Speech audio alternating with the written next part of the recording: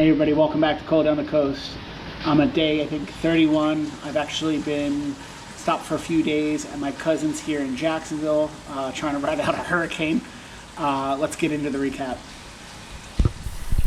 So I'd actually just spent a few days in Topsail as a little mini vacation, and the last night I actually got to see my cousin who lived in Wilmington, which was really cool. We went out to one of the breweries that I was staying by. It was really nice to see him. I hadn't seen him in a while, so I was definitely pretty pumped. I was also feeling pretty relaxed because I had a few days off, and even though there was a lot of rain in the forecast, I kind of wasn't thinking it at the time. The weather was holding up pretty nice, and the route was pretty nice. I knew that in the next couple of days the route was supposed to turn really bad, so it was nice to have a little bit of the trail before I got into all that. So this is going through Wilmington, North Carolina, which is southern North Carolina. Again, most of it was really just trail. It was really nice. I didn't have to deal with any traffic. The weather was holding up. And for the most part, it was a pretty gorgeous day. Going through Wilmington, like I said, no issues. Didn't have to really deal with much car traffic. A lot of it was trail. The weather was holding up pretty well, so I had made pretty good pace. I wasn't flying, but I also was pretty average, maybe about 10-12 miles an hour, so I thought I was on a pretty good set for the day.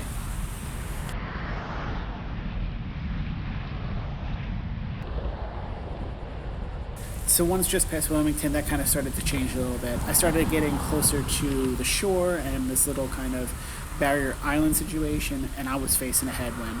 It wasn't terrible as far as the riding was concerned, but my pace dropped a lot. I think I was going about 9 or 10 miles an hour, so I was definitely putting a little bit of extra effort. The riding was pretty nice. Like, the surroundings were pretty gorgeous, and the beach area was really fun to look at. And once I got into the beach channel a bit more, there was a little outlet right here where there was the trail, but for the most part I was putting in way too much effort for the speed that I was going, so I was definitely tiring myself out further than I really needed to. Yeah, once back out towards the shore and right by the beach, that headwind was so bad. I was going so slow. My heart rate was jumping up. I just wanted to get past these barrier islands, get away from the wind, and just kind of take a break for a little bit. However, there really wasn't escape from it. This was a pretty straight shot for miles. Towards the end of the island, something was pretty cool to see. I think this was like a state park or national park. This was, they were excavating a Civil War site. So even though I'm hitting headwind, it was pretty cool to see more of the historic sites.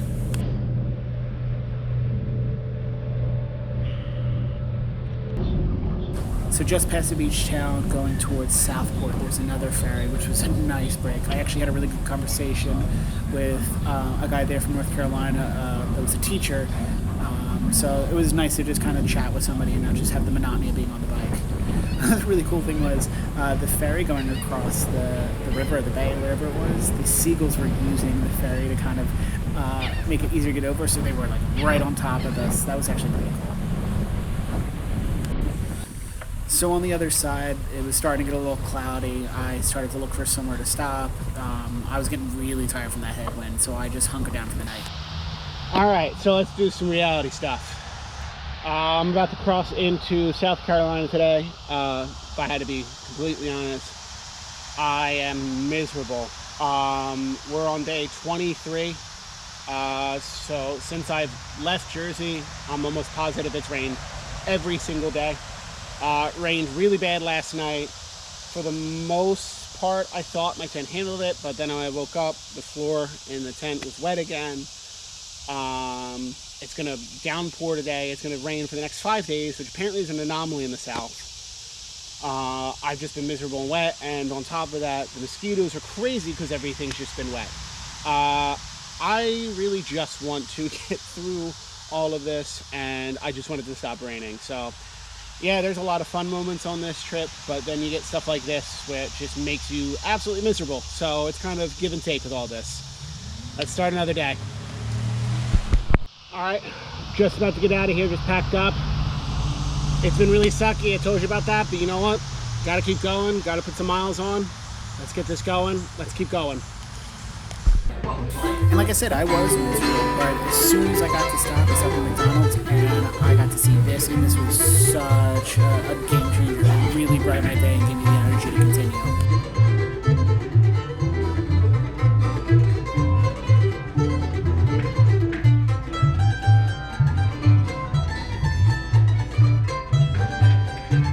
It was really refreshing to see people in the local area using the space to hang out and actually be social, and it recharged my battery.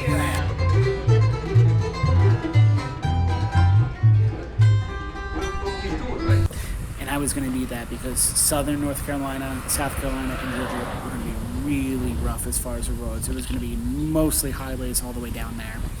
Many people that were talking about this route were warning me about this area and how nervous they felt about it. It was definitely chaotic and at times really sketchy. They're here, like there's no shoulder whatsoever. As much as I wasn't a huge fan of that, I did actually find it wasn't as bad as I thought it was going to be for the most part.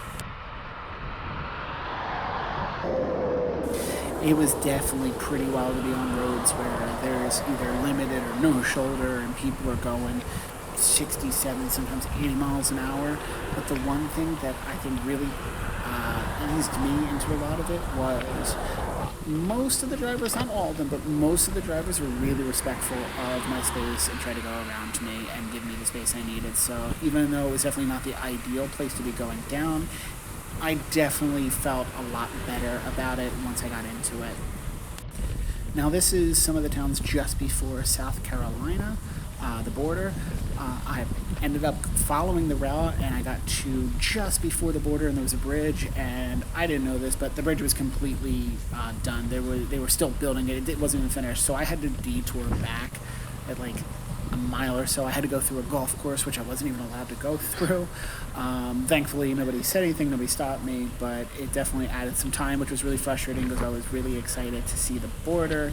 I was a little ticked off because I had to then kind of reroute on my own. I was taking routes here that weren't even roads. I wasn't sure where I was going, but it wasn't too much of a big deal. The maps I have worked pretty well, and I was able to find a workaround that wasn't too far out of the way. So here's the last town coming from North Carolina to South Carolina. Like I said, I'm definitely still in traffic, but for the most part, again, people were pretty respectful of my space. I think they were pretty used to bikes going around this way. It wasn't ideal, but what are you going to do? And here we're coming up on the border of South Carolina. There was an immediate difference that I felt between North Carolina and South Carolina. Most of the things I saw in North Carolina had at least a shoulder. South Carolina, it was really hit and miss as far as that. They would definitely put me on some roads that if they were in New Jersey or up north for the most part, they wouldn't even let you go on it as far as bikes. But down here, it seemed like everything was kind of a free-for-all. It was, if you're willing to put your bike on it, except 95, we don't really care. Just, it's on you. So this is going towards North Myrtle Beach and Myrtle Beach. So this is probably one of the more nerve-wracking areas that I had. Not only because it was highway and such and there was no shoulder, but I think what was adding to the nervousness or the pragmatic part of it was a lot of these drivers were vacation people, so they probably weren't even from the area. So not only do they not know the local kind of customs or courtesies, I think they're a little ticked off from being in traffic. So again, it wasn't awful, but this was one of the areas where I felt like that courtesy I was talking about with people driving around me, I definitely didn't get that. Another thing that through Myrtle Beach was definitely struggling with. I have been wet again, so I'm definitely sore and kind of a little bit gross from that, and that wasn't fun. I'm also dealing with a huge headwind, so that headwind that I was dealing with in North Carolina followed me, and I'm putting in a huge effort as we're getting closer to the beach just to get any miles in. I'm extra tired, I'm extra sore, I'm cranky like you saw before. I am a little bit kind of up and excited because I got to go through another state, but this was one of my shorter days, and I actually, at the end of this day, because I was in such a vacation area. I didn't think I was going to find a spot to be able to camp, and it was supposed to pour even worse tonight, and I kind of lost my patience for it. So I ended up finding a hotel at a Red Roof Inn. It was exactly what I needed just to get off the road, take an early day, refuel with food, and just get at it the next day, let my body kind of recoup, try and dry off a little bit so some of the skin irritations and stuff could kind of subside a little bit. But for the most part, it was more of a rough day, I won't lie. I was excited to get through the next state, but I was definitely kind of forcing myself to get through the miles that I did. I think I only ended up doing a total of about 58 miles or so, and the traffic definitely kind of added to my fatigue. Even if it wasn't crazy, it's still nerve-wracking to be around that much chaos. And yeah, look at it here. I had to cross some of these intersections, and there wasn't really an exact way that they were describing for bikes to go, so I'm going opposite of traffic, which is never fun. There's a lot of people with the big SUVs or campers because they're coming down here for vacation. It was not a good time. I'm crossing 3 lanes of highway just to get over to the turn that the route's trying to tell me. Definitely added to my fatigue. Looking back on it, I'm really glad I kind of pulled myself back and recouped, because it allowed me to do some more of the miles than I really needed to, because the toughest stretch of roads were ahead of me, and I'd rather do the short day here with all of this than to try and push it and do long there, because I needed the long days the next couple days, as you'll see.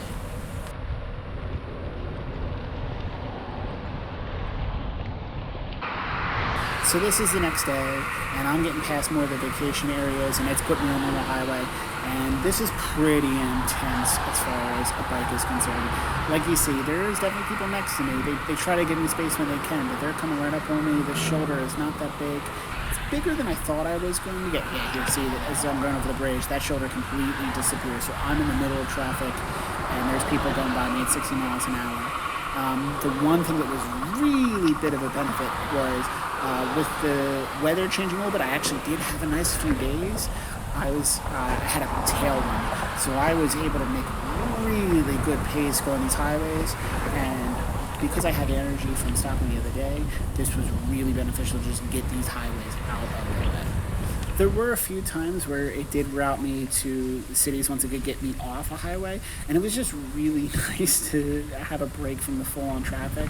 There was nothing really crazy special about the cities themselves. There wasn't anything that it was worth really stopping for, but it was a really welcome kind of pull back and break. One thing I did notice was the foliage was starting to change, and I'm starting to see these big, really beautiful trees.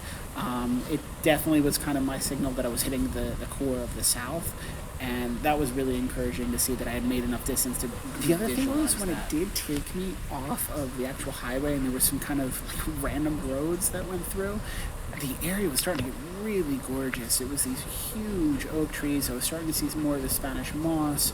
I was starting to see more some wildlife a little bit, and it was just a gorgeous day. I was really happy to just kind of take in the scenery, have the quietness from the being off the highway. It was harder to find supplies and stuff, so I was a little bit more strategic with water and food, and there was a couple times where I definitely kind of didn't do that too well, but I was just buzzing to be kind of out in the wilderness and in an area that wasn't like just the highway. It was really gorgeous to see these forests and the swamps, because the South was definitely full of swamps and gorgeous swamps. It definitely helped me push me through and give me some more energy to get through those long mile days that I was trying to push for these. Yeah, see here, the one thing I really dreaded, which was kind of the opposite for a lot of places, the bridges. Once I would get to a bridge, the shoulder would completely disappear. I would have people whizzing over by me some of the times. I didn't really have any escape, and the visualizing going over the Humber bridges definitely made me feel a little nervous that someone was going to see me going over. So I really, this time, as much as the scenery was really beautiful, crossing some of these bridges and seeing these big old rivers and stuff, I was really nervous about going to the bridges in the South. I was not a fan.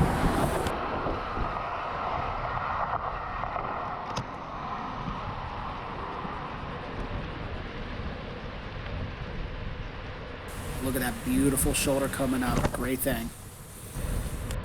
And here we go. We're back off to kind of a side road, and we're seeing these beautiful kind of like huge oak trees and other trees. They're growing over the road, so it was not only gorgeous to see, but I got the sun off my back, and it was blocking some of the side winds I was getting from there. So it was really, really nice to see that, really nice to see. And I'm getting some of that Spanish moss that I was expecting for the south. But as soon as I got on, I was getting off and going back on the highway. I was making a really good time. Like I said, I had that tailwind almost the entire time, but I'm just sitting in there with people flying by. I will say the section north of Charleston, which is where I'm at here, so northern South Carolina, even though I was on the highways, for the most part, most of it had a shoulder, and a good enough shoulder for the bike. Definitely not the ideal, but I was definitely not super nervous about that. And then as we're getting a little bit further down, there were some broken up where I get to cities, like this is just outside of Charleston, Easton Trail. And here again outside of Charleston, there was some more trail. Here, this is going over the bridge towards the sea, so I kind of did like a U before Charleston, and I hit, actually, because I went the opposite direction, really tough headwind. So that was not fun, sun going down. I was really lucky. I actually ran into somebody at the gas station I stopped to that had done a lot of the Greenway, and it was from the area, and he told me the perfect spot to stay for the night. So I hunkered there. It was perfect. I was totally sheltered. Thank you for that. Next day, got up. We're right outside of Charleston, going over this huge bridge. This went on forever. It was another beautiful day. I didn't have any rain that night for like the first time in a while, so that was really encouraging. I did have to start with a nice climb. But the great thing with the bridges and the climb, once I get up, there's always going to be a down. So once I got to the other side, coasted all the way down basically to downtown Charleston. And once I got into Charleston, I actually stopped to eat breakfast with an old friend of mine from, I guess, technically high school. We did Boy State together, but then he went to college with me too. It was really awesome catching up with him, and I got to meet his daughter, who was absolutely adorable. Effie, fantastic, wonderful to meet you, Effie. It was really, again, something that kind of put some more wind in my sails and gave me some more energy to continue on. So that was really awesome. Really glad to be able to do that. Charleston was a really pretty city. Again, I'm starting to feel more of that southern vibe, see more of those palm trees, and there was a bunch of people out riding their bikes by, I think it was like the Battery. Definitely had a lot of fun going through Charleston. Seeing a little bit more of the older architecture was really cool. Like right here, this is a gorgeous little spot that I was going through. Definitely excited to get through Charleston. Excited to have some good weather. Excited to kind of have a little bit of a slower pace off the highway for a little bit. Because the section south of Charleston after this section was going to be the toughest part of my ride so far, and I think actually for the whole trip. I was able to slow it down, like I said, because I didn't have to rush being on the highway, so that definitely, again, gave me the ability to elongate my day a little bit more later when I really needed to. I think I got pretty lucky. Again, I still had that tailwind. I had good weather. Outside of Charleston was pretty relaxed as far as biking. I did have to be in traffic a little bit, but this is nothing crazy. This is basically pretty normal for the Northeast, if I was to be quite honest. And surprisingly, I wasn't expecting this. There was a good amount outside of Charleston of some really awesome trail. And not only was the trail conditions really good, they had the water fountains again. I'm always a fan of when there's available water, so even though it was getting really hot really early, I could stop, refill. There was a lot of growth, so I wasn't really dealing with a lot of the sun exposure at first. Again, I was going to really need that to get those miles in early so that when going went tough, when I got back to the highway, I had a little bit more in the tank. I was really impressed when there were trails in South Carolina. I was really impressed with the quality of them and just the overall experience of it. I love going through South Carolina. If it wasn't for the highways, it was probably one of the prettier states to go through. And here the trail opens up. It's a little bit more of a dirt path, and I'm getting more of that sun exposure. But overall, having the gravel tires, it wasn't that big of a deal. It was a cool little change of scenery. I saw some people fishing and hanging around there. It was definitely still a nicer part of the trail. However, once I got off, it was trying to detour me off of the highway onto what were supposed to be roads, but they were dirt roads. These were not that great, actually. They were really thick sand, and it was really bogging me down. Even though I had that tailwind, I was doing what I was doing basically back in Maine, if you remember that trail. I was spending most of my energy just trying to get through that sand, so I actually opted to stay on the highway when I was trying to detour me off. Again, there's no shoulder, but people were pretty good about going around me. I'd rather quickly try and get down that highway than spend hours and energy trying to fight through the sand and then still have to go on the highway anyway. So I opted for what technically was the lesser of the safety for that.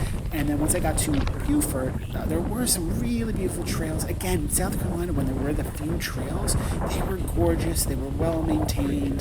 There was a lot of availability on the trails to stop and get something to eat or something to drink. Look at that. It's absolutely gorgeous. We have a little bay walk over here, people fishing. Everything is brand new. The trail is really well maintained. I had a really good time at the end of the day for this. And this feature come up, this was really cool. It went through like an old mill or something. It was the trail went through the building. That was pretty unique. I really liked that. I was really nervous going to South Carolina, and I definitely was careful. I had to be careful the entire time. I was not going to let my guard down as far as that. But I think because I was a little over-prepared, it ended up being a little bit better because it ended up letting me relax a little bit more. Once I got in the trail, I could still focus, but then I could let things go and just put the miles in, let the legs and the feet do the work. And look at this little tunnel thing. I love this. We should do more of this because then it doesn't break up the trail. You can keep your momentum. We should do more of this on the trails up in the Northeast. I think this is probably the ideal for what a trail could be. Back on the highway, but you know what? The weather was gorgeous. This area is passing by Paris Island. Again, military situations up here. But I had a really, really good time with this. For the most part, there wasn't much traffic. I had the tailwind still. The weather was really nice. I had just eaten, so I was full. I had plenty of water. I think this was another 100-mile day. I think for this part of the trip, I actually ended up doing 200-mile back-to-back. So even though it was the quote-unquote rougher of the areas to ride on as far as the conditions, the actual surface and the ability to ride, I sailed. I absolutely killed this part of the section. So a lot of people talk about, hey, I didn't do the East Coast Greenway because of South Carolina and Georgia, and I wanted to talk about this a little bit more. This is the next day. I wouldn't necessarily don't do it. Be careful, but it's doable. All right, so this is the next day. We get a little bit overcast. This is the southern part of South Carolina, just before the border. You can see a little bit more of the vegetation coming through. Definitely a lot of construction on this area, but I didn't have too much of a problem. A lot of tractor trailers, that did make me nervous. There was some type of area with them. Just over this bridge is Georgia.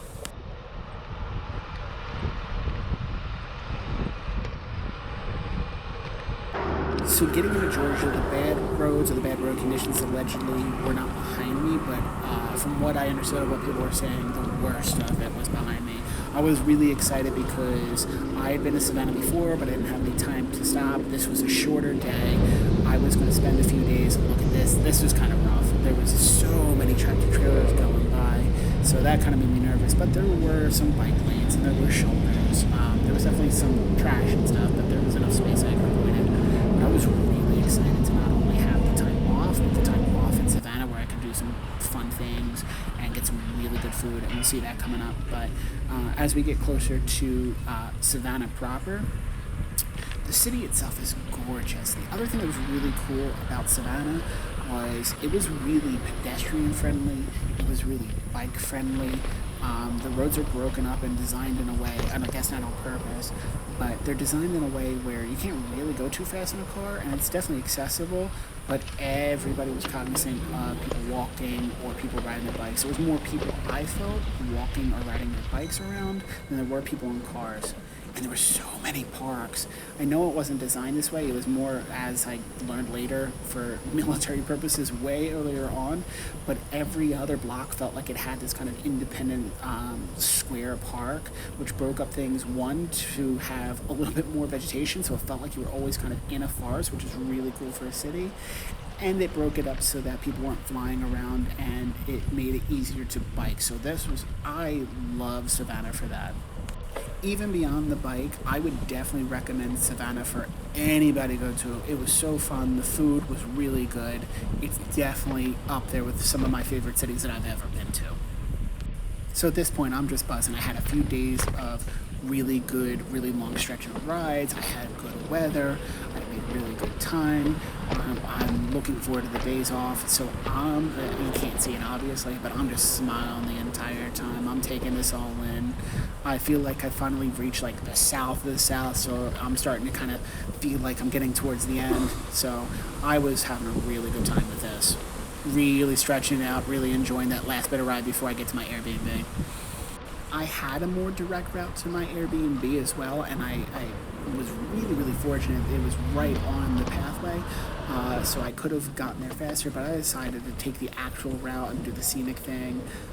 Again, it wasn't a long day. I had the time to kill, and I had to wait till I was able to check in anyway, so I used that time to film, to slow down, take a look, and I'm really excited I did, because once I did some more tours later, the areas became a little bit more familiar to me. So after this video, we're going to see a little bit of the food of Savannah. Everything that I had gotten there was awesome as far as food. So the first restaurant that I went to, I'm going to forget the names, this was a shrimp po' boy. The potato salad was really, really, really good. I gotta remember the place for that, because I've never had potato salad like that. The next place, this is a catfish po' boy with cheese grits. Cheese grits are the cheesiest grits I've ever had, but the real winner for this restaurant was the beignet, which they gave me for free. I'm gonna try and remember the restaurants. I don't have them now, but I'll post them somewhere. And walking away, I actually remember some guy actually killed it on guitar. So let's just listen to that.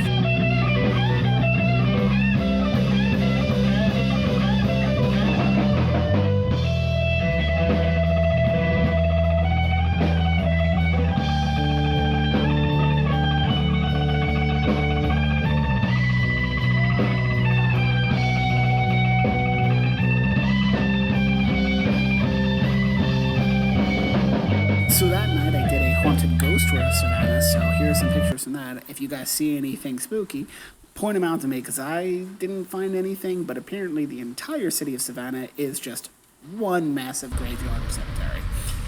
Alright, so I'm done with Savannah. I'm riding out there. I had a really good time. I'm refueled. I'm refreshed.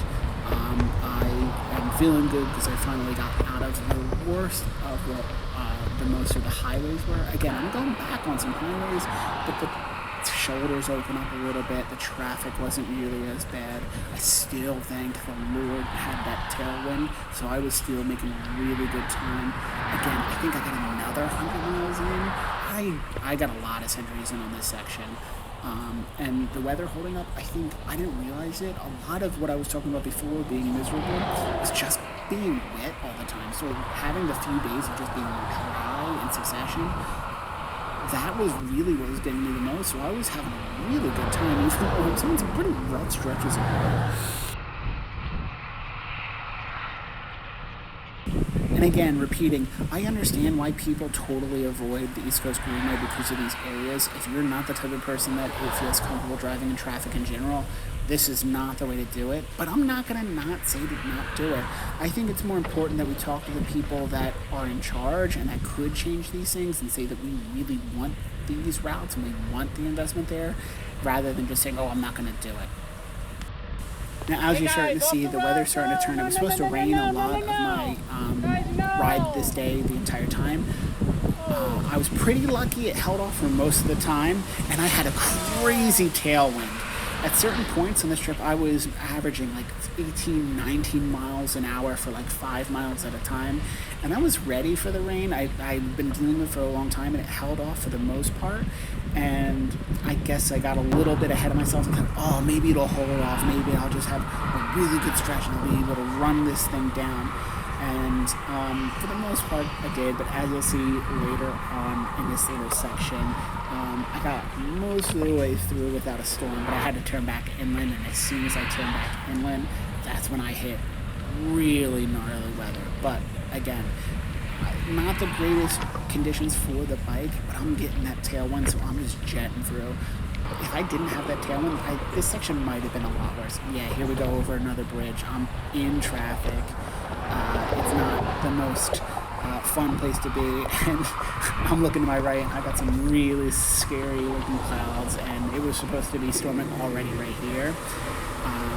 I'm in an area where there's more construction and it's put me back into the road with the traffic. But I had this weird situation here where the traffic had to slow down and I was really killing it as far as the pace. So I was almost in the same kind of realm of speed as the car. So it kind of just felt like normal traffic. So that made me a little bit less nervous.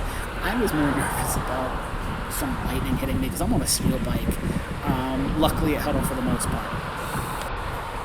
It was right about when I got to here in Brunswick. There's this huge bridge, which is kind of scary in itself. There's a good shoulder, but just as I got over this bridge, I had to turn inland, and you see most of the storm is hanging in towards inland, and yeah, once I get past this bridge, I have to go inland, and I get absolutely hammered by this storm. It was pretty warm, so I wasn't necessarily worried about being soaked. It wasn't about being wet this time around. As the rain picked up, it was definitely not comfortable. I don't really like being drenched and wet the entire time, and the road conditions are not fun because I'm still, again, on the highway. But this time around, because the storm was getting a little crazy, I was really more nervous about the lightning. So I was so close to 100 miles for the day, and I did eventually get that 100 miles. I got to be better about being a little bit safer rather than going for the goals. But I did get my 100 miles in, but I really needed to find a place to post up. And I was kind of in my head was, all right, get the 100 miles and immediately look for a place to stop and look for shelter. The one thing that, again, I should have been better with in the south, I can't just stop places and stuff because a lot of it is marsh. Up in the north, everything for the most part is above elevation, so even when it's raining, I can just pop into the woods and it's okay. Here, it's either open land that is going to flood or it's already marshy area, so I have to be a little bit more particular. And yeah, I'm getting to a point where I'm in traffic, it's heavy rain, I'm seeing lightning everywhere, there's tractor trailers all over the place.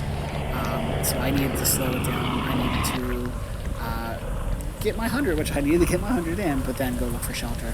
Thankfully, the guys in Camden County, Georgia, I knocked on the firehouse, and they were able to show me this space here where I camped for the night. So even though it was really getting bad, I had some shelter over me, and I had some guys looking out for me. So Camden County Firefighters 17, thank you guys so much. You guys are lifesavers. So this section, I am just a few miles out from Florida.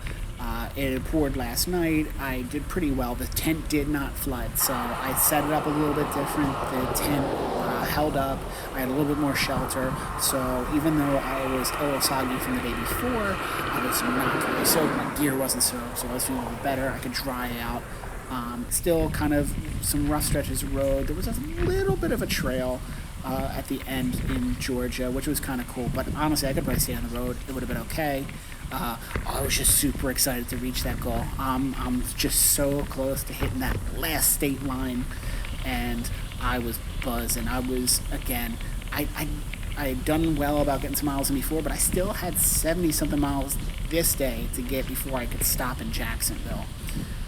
So I wanted to make a good pace. I wanted to get there in good time, get early so I could get as much rest as I possibly could, but I wasn't crazy like the other days about just absolutely putting the hammer down. So I think it was just more about staying on the road than rather staying there. Just before the state line, I stopped at a little diner thing called Steffens, and I had the best country fried chicken I've ever had. That country gravy was so good. If you're in the area, definitely stop. So this is coming up on the end of Georgia, and like I said, I was in Camden County, so for my AFM people, this is technically a bridge over Camden County. All right, and here I am so pumped. This is my last state line. It's nice weather, and I'm killing it, so I'm just gonna let you hear how I was feeling.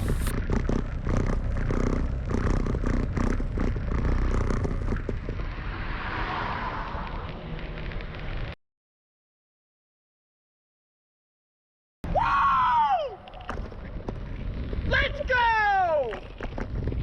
Woo!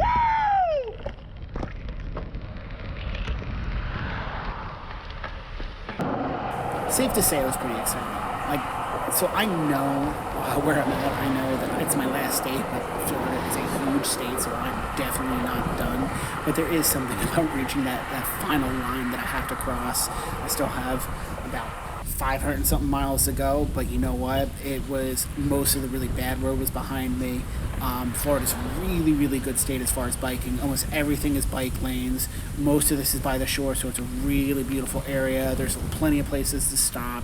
There's plenty of really beautiful things to see. So, and I made such good pace. I actually have to slow down a little bit because I can't finish too early, or else I'm going to miss my ride to bring me back at the end. So this is kind of the symbol for me that the hardest things were behind me, and that means that I can kind of let my body relax a little bit, because my Garmin watch was telling me that I've been dying for about like 2 weeks now.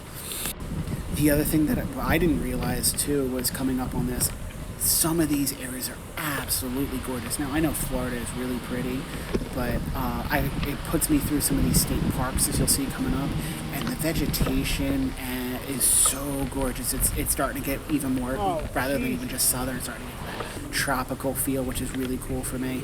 And with the GoPro camera, it's really hard to see, but these alcoves and these like white sand beaches, you can tell why in the 1500s, 1600s, 1700s why these pirates came in, because these are just absolutely perfect harbors to just post up, sit, relax, ride out storms. It was really, really gorgeous to go through. I did have, again, a little bit of a headwind this time around. I was just buzzing so hard that I didn't even care what my pace was. I was just so happy. Like, look at this. This is absolutely gorgeous. So I'm going through these really beautiful trails, and on top of that, it's helping me escape the headwind, so I'm making better pace, and I'm just absolutely taking in the scenery. It was so beautiful, and again, I didn't catch this on the GoPro, but as soon as I got into these state parks, I actually saw flamingos for the first time out in the wild, which was really cool to see.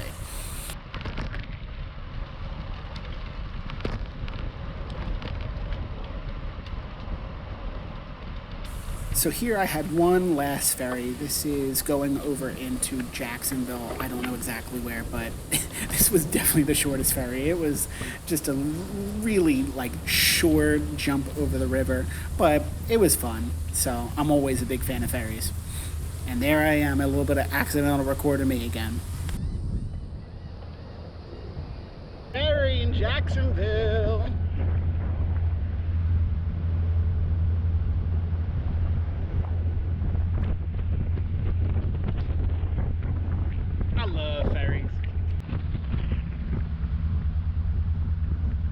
Anytime I can go forward and I don't have to do the work, I'm totally on board for that. So that was always fun. And plus, who doesn't love boats? So this is my last little stretch, and like I had said before, I'm really fortunate. I have a cousin here in Jacksonville, and I got to stay with her, Shelby, and her fiance Justin. Thank you so much for staying. They came and picked me up, they harbored me, and before the weather turned, we actually went to the alligator farm. Can't go to Florida without seeing some swamp puppies. There was some albino alligators. This guy, he didn't move the entire time, but why would you? And then we saw this monster of an alligator. I swear, this isn't an alligator, this is a dinosaur, man. This thing was absolutely massive. It was definitely a tourist trap of a situation, but I don't care, trap me. It was so much fun. I had such a good time. There were so many alligators, though. There's hundreds of them everywhere. And it didn't say it was a zoo, it said it was a farm, so I'm wondering if this is where they get the alligator meat from that they sell. And we got to see some Galapagos turtles, too. They had a little bit more than just the alligators. It was definitely worth the stop. I had a good time. So Shelby, Justin, thank you for taking me there too.